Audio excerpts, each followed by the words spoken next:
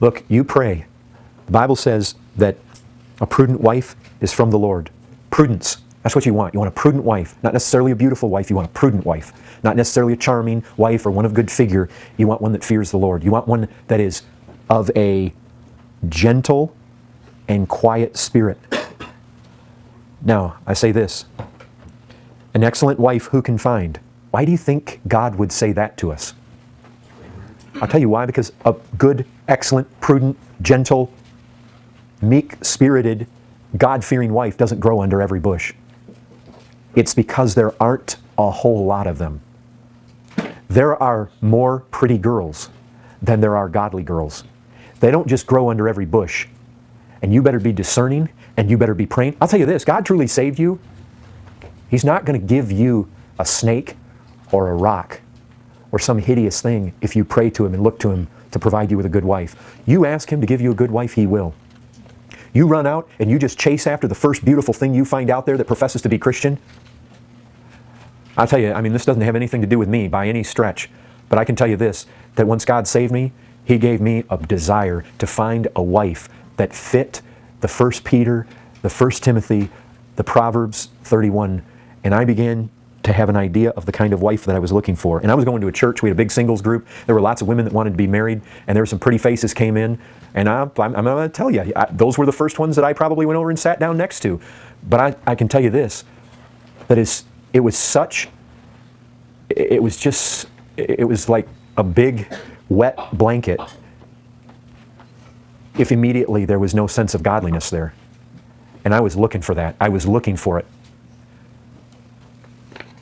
I don't know if I should say this, but I actually got to the place where I got so disgusted of all these girls up in Michigan that were in this singles group. I got to the place where I was saying, Lord, I don't care if you bring me an old used up prostitute that's been, as long as she's been truly saved and she's godly. Well, I'm thankful God gave me a whole lot better. Look, I say a whole lot better. That's not to say that a woman like Mary Magdalene wasn't a tremendous find for a man. Because it's what a woman is made of spiritually, not what her history has been. Yeah. Guys, you know, one of the things that the writer of the Proverbs says, he's saying, listen to my instruction. Listen, listen, listen. Take heed. Do you know what a wise young man is? He's a man that can learn by the instruction of others, that doesn't have to walk down the path himself to discover the wisdom of the matter. That man is wise who can hear wise counsel and say, I'm going to heed that, I'm going to live by that, rather than saying, I don't buy that, I'm going to learn it for myself. You get married to a contentious woman, you get married to one of these women that I'm warning you about, and you learn your lesson too late. It's too late. What's going to happen? What's going to happen? If you're truly saved, what's going to happen? I mean, if you're committed to marriage and you don't allow for divorce, you're in for a lifetime of misery. Better off you lived in the desert in the corner of a housetop. You're going to have rottenness of bones. It's going to be like a continuous dripping. It's just going to be a plague in your life. I'm not making this up. This is what God tells you. And He tells you this because the temptation here is great, especially in our day when Hollywood puts such a premium on beauty. That movie I was watching, not in her league. You see, that's how the world thinks. The league you're in is basically established by how you look. In God's league, the league you are in is established by your fear of Him, by your meekness, by your modesty, by your quiet spirit, by your gentleness, by your industriousness, by an inner beauty. That establishes the league you're in. That is God's league, and I'll tell you what, God's league matters. This world's league is passing away. And you know what this world is like. You may be beautiful today, it'll chew you up and spit you out tomorrow once it's used you up. When the beauty's not there anymore, then nobody cares. The real issue is, what is your worth, young ladies, in the sight of a holy God who sees what you are in the inner person? And you remember, to be gentle, to be quiet, is in God's sight precious. What do I say to the young ladies? I say this. Young ladies, I know this has to do with Christianity as a whole, but I want you to hear me loud and clear. You know these texts, they have to do with the fruits of true Christianity. We might just as well bring these verses up if we were talking about how you can know a true Christian. I'm going to bring them up on how you can know a good prospect for a husband. Basically, you have texts like this. There's the one in Matthew 7. I'm not going to say that one. You're familiar with it, but I'm going to shoot to Matthew 12:33. Either make the tree good and its fruit good, or make the tree bad and its fruit bad. Here's the statement that I really want you to see. For the tree is known by its fruit. What does that have to do, young ladies, with you finding a good husband? The tree is known by its fruit. The Layals gave me a peach tree. I planted this peach tree in my front yard last year. Guess what? It had blossoms all over it this year. The bees were on it. Now I have peaches. When I left the house just now, that tree had peaches on it. It's a peach tree. It has peaches on it. Guess what? When I get home, barring some catastrophe of low-level intensity, it's still going to have peaches on it. Why? Because it's still going to be a peach tree, and the same fruit it had on it, it is going to still have on it. If I think I'm going to go home and find apples on it, I am going to be disappointed. Young ladies, the fruit you find on a young man when you meet him on his worst days, in his worst attitudes, when he's in the worst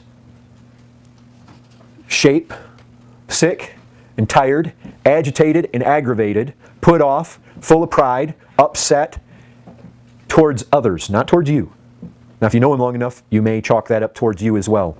You look at the way he acts towards people as a whole. You look at the way he acts towards those that are in superior situations. You look at the way he talks about his boss. You look at his discipline. You look at whether he's able to get up at time. Is the man able to get up at a decent hour every day, or is he a lazy sluggard? You look at a young man. I'll tell you this, by your fruits, or by their fruits you're going to know them. In other words, the fruit they have is what they are, and the fruit they have declares what they are, and when you come back after the honeymoon's over, you're going to get a fuller dose even, because the fruit you see now in little form is only going to grow bigger after you get there. If the guy's lazy, he's tried to hide it from you to a certain degree because he's putting his best foot forward, but what he is what you get. And if you got this idea, you're going to change him, you're going to make him better, you're going to make him taller, you're going to make him somehow spiritually a better runner at this Christian race, more Christ-like, more godly, more righteous. You're going to somehow endow his life with greater fruitfulness. You are sadly mistaken. What you're going to find is what fruit you see there now in small form is really, it's there in bigger. What you're seeing is the little part because he's performing right now.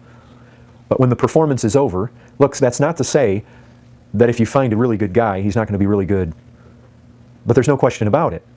We do put our best foot forward when we're getting to know people. And the shorter the engagement is, the shorter the time you get to know people, the less likely you are to see the fullness of all this fruit that's there. But there's no question about it. If you've known the person for any amount of time, you've seen the fruit at least in its basic form to some degree. And don't think that suddenly it's going to get better, it's going to get tremendously more encouraging once you marry the guy. What you're going to find is if he was lazy, he's going to become all that much more lazy. If he didn't have the ability to hold a job, he's not going to have the ability to hold a job once you get to marry him.